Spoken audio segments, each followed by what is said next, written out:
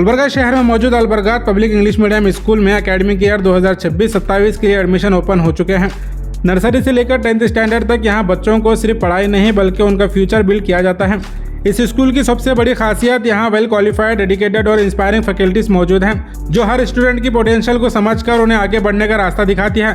यहां के well furnished classroom modern है, जहां ऑडियो विजुअल्स लर्निंग और प्लेवे मेथड के जरिए पढ़ाई को और इंटरेस्टिंग और इफेक्टिव बनाया जाता है। हर बच्चे को अहमियत देते हुए स्लो लर्नर्स के लिए भी पर्सनल और इंटेंसिव केयर दिया जाता है, ताकि कोई भी स्टूडेंट पीछे ना रहे। सिर्फ किताबी तालीम नहीं बल्कि कॉम्पिटिशन्स और एक्टिविटीज़ के जरिए बच्चों की कॉन्फिडेंस, क्रिएटिविटी और स्किल को और भी डेवलप किया जाता है।